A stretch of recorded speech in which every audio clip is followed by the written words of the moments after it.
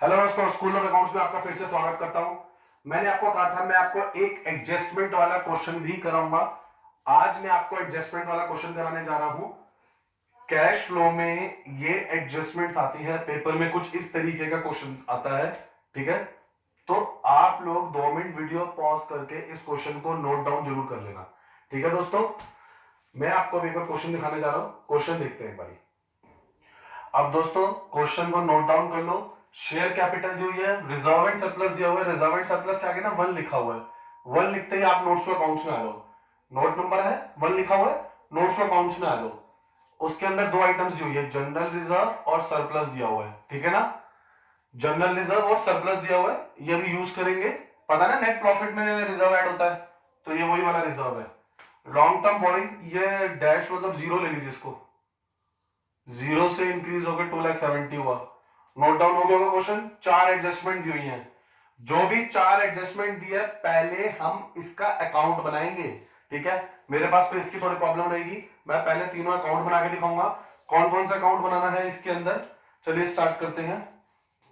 सबसे पहले आपको बनाना है इन्वेस्टमेंट का अकाउंट। सबसे पहले आपको बनाना है इन्वेस्टमेंट का अकाउंट। ठीक है, सबसे पहले आपको बनाना है इन्वेस्टमेंट का अकाउंट। ठीक है, उसके बाद आपको बनाना है प्रोविजन फॉर टैक्स। आपको बनाना है शॉर्ट टर्म बोरिंग्स, इसका अकाउंट। ठीक है दोस्तों, ये वाला अकाउंट बनाना आपको। नेक्स्ट 2 अकाउंट हो गए। Part of fix asset sold, part of fix asset sold. Fix asset sold के अंदर आपको फिक्स एसेट्स का अकाउंट बनाना है, टेंजर एसेट्स में। नेक्स्ट इंटरिम डिविडेंड, इसकी सिर्फ एडजस्टमेंट आएगी। ठीक है ना दोस्तों, 4 अकाउंट बनाने हैं फिर से। टेंजिबल एसेट्स का, इन्वेस्टमेंट का, प्रोविजन फॉर टैक्स का।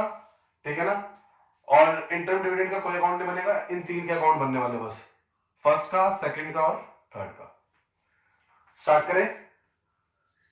तो मैंने आपको बोला था 3 अकाउंट बनेंगे, मैंने सीक्वेंशियल बना लिया है। सबसे पहले इन्वेस्टमेंट बोला है, तो सबसे पहले इन्वेस्टमेंट का अकाउंट बनाएंगे। सेकंड प्रोविजन फॉर टैक्स बोला है, फिर प्रोविजन फॉर टैक्स का बनाएंगे। थर्ड आपको फिक्स एसेट का बोला है, और फिर थर्ड फिक्स एसेट्स का बनाएंगे। ठीक है दोस्तों, अब इन अकाउंट्स को बनाते हैं टाइम ध्यान रखिए, to balance BD by balance CD. Sale होएगा इस साइड, अगर परचेज आएगा तो इस साइड। एसेट का रूल सेम ही होता है। ठीक है ना, इन्वेस्टमेंट हो गया, फिक्स एसेट्स हो गए, टेंजिबल एसेट्स गिवन थे क्वेश्चन में। ठीक है ना दोस्तों, provision for tax by balance BD liability है, टू बैलेंस सीडी लायबिलिटी का रूल होता है, क्रेडिट साइड प्लस होता है, डेबिट साइड माइनस। ठीक है ना, तो इसलिए इसका ब्रॉड डाउन इस साइड रहेगा, कैरी डाउन डेबिट साइड रहेगा। Fix asset opening balance debit side, closing balance credit side. ठीक है दोस्तों, स्टार्ट कर रहे हैं। अब इसके अंदर मैं एक एक करके फिगर प्लेस कर रहा हूं। क्वेश्चन तो आपने नोट कर ही लिया होगा, चलिए स्टार्ट करते हैं। दोस्तों मैंने आपके लिए जो जो फिगर्स गिवन में थी वो लिख दी है। जैसे बैलेंस बीडी दिया हुआ था, लिख दिया opening balance. Gain on cell दिया हुआ था, हमने कितने का सेल आउट किया वो भी लिख दिया, बैलेंस सीडी भी लिख दिया। कौन सी फिगर ज्यादा आ रही है, ये वाली साइड ज्यादा आ रही है, तो 68,500 आ रही है। दोनों साइड पहले लिख दो 68,500।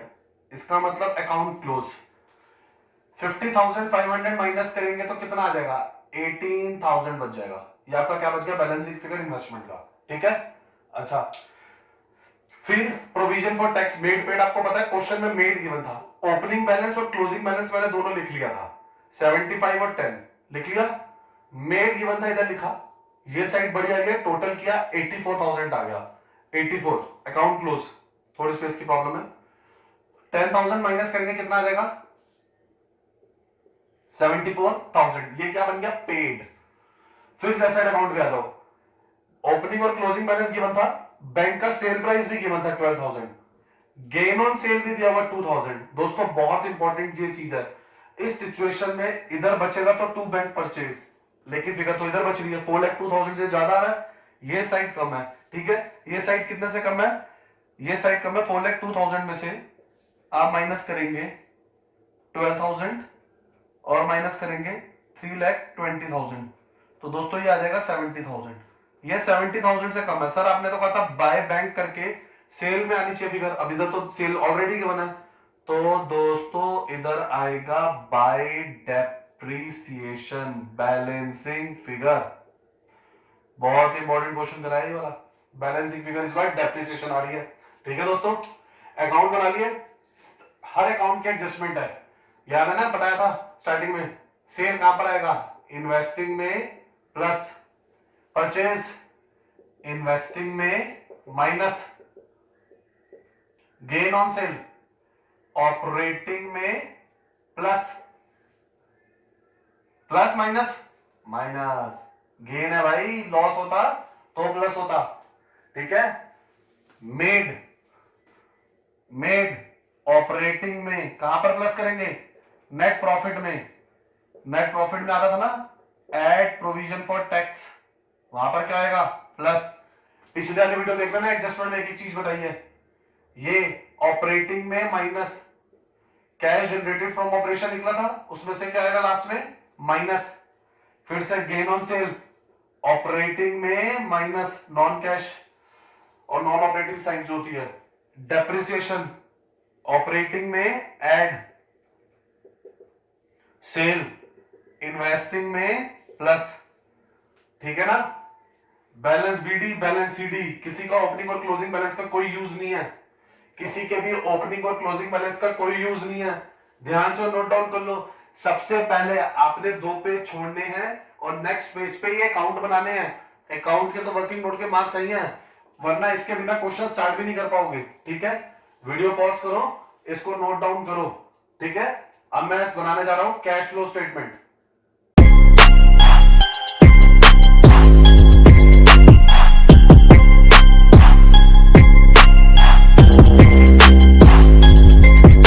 दोस्तों, फॉर्मेट बना लिया था हमने, तीनों अकाउंट्स बना लिए थे। पहला अकाउंट किसका बनाया था, इन्वेस्टमेंट का। सेकंड अकाउंट किसका बनाया था, प्रोविजन फॉर टैक्स का। थर्ड किसका बनाया था, फिक्स्ड एसेट्स का।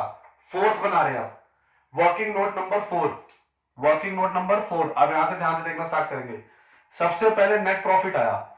नेट प्रॉफिट जो हमने नोट्स टू अकाउंट्स लिखा था क्वेश्चन में, 68 माइनस 56।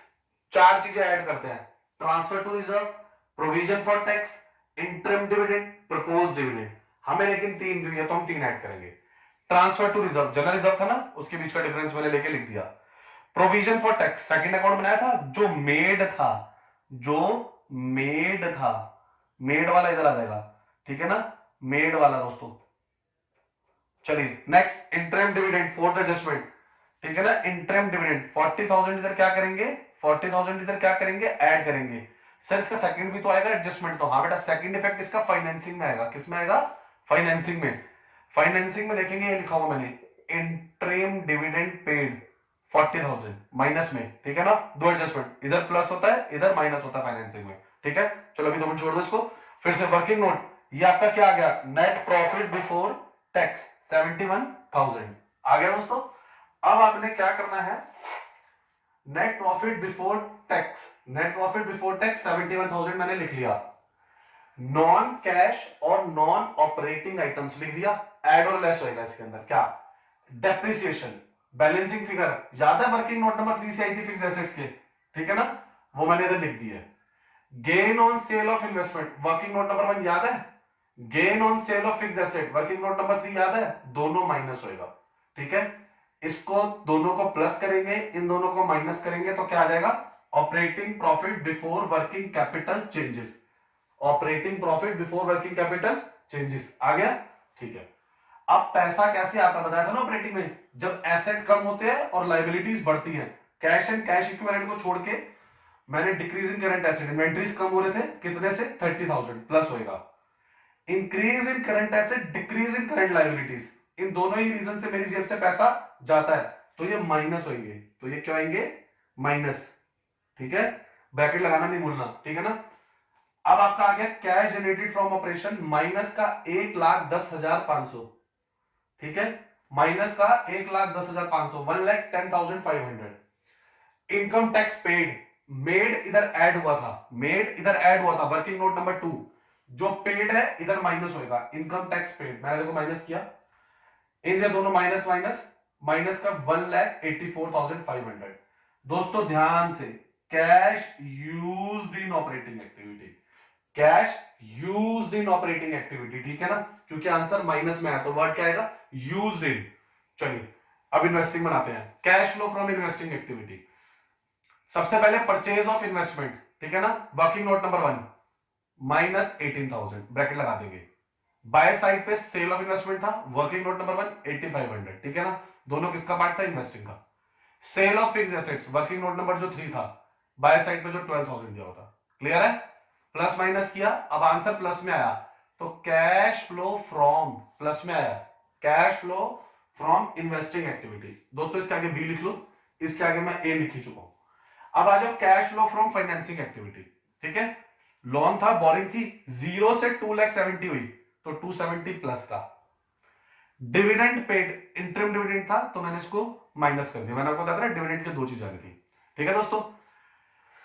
ऑपरेटिंग निकल गया, इन्वेस्टिंग निकल गया, प्लस का कैश फ्लो, इसलिए फ्रॉम इधर ही लिखा क्योंकि ये भी प्लस में निकला है, ठीक है।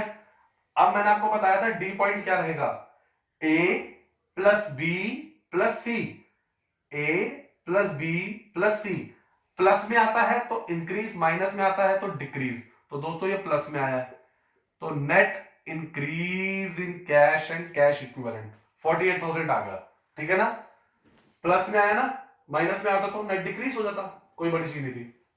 अब इसके अंदर क्या करेंगे, कैश एंड कैश इक्विवेलेंट जो बिगिनिंग वाले थे वो हम उसको प्लस कर देंगे, ठीक है। प्लस करते ही अगर वो cash and cash equivalent at the and के इक्वल आते हैं, जैसे मेरे इक्वल आ गए, तो आपका आंसर करेक्ट है, फुल मार्क्स। टीएस ग्रेवाल का क्वेश्चन है दोस्तों, ठीक है ना, फुल मार्क्स। इस तरीके से प्रेजेंट करेंगे, हर चीज को कंसाइजली करेंगे। देखो अभी भी मैंने कुछ नहीं किया, सिर्फ अकाउंट बनाया, नॉन करंट एसेट्स इधर आ गए, ठीक है ना, करंट एसेट करंट लायबिलिटी इधर आ गई, इधर मैंने सिर्फ क्या लिया, शेयर होल्डर फंड्स और एनसीएल, ठीक है ना। शेयर होल्डर फंड तो आया ही नहीं क्योंकि शेयर कैपिटल इक्वल थी, रिजर्व एंड सरप्लस का यूज कर चुका था, तो सिर्फ इधर क्या आया, एनसीएल और एक एडजस्टमेंट, ठीक है ना। तो सारी वीडियोस देखेंगे, स्टार्टिंग से देखेंगे, आपको क्लैरिटी से समझ में आएगा। पहले 4 वीडियोस जरूर देखना, एडजस्टमेंट बहुत इजी लगेगी, ठीक है दोस्तों। कैश फ्लो का यह क्वेश्चन खत्म होता है, ठीक है। अगर आपने चैनल को लाइक एंड सब्सक्राइब नहीं किया तो प्लीज कर लीजिए, ठीक है ना, और भी अच्छे अच्छे क्वेश्चंस कराऊंगा आपको, सारे फंडे क्लियर करूंगा, ठीक है। Thank you.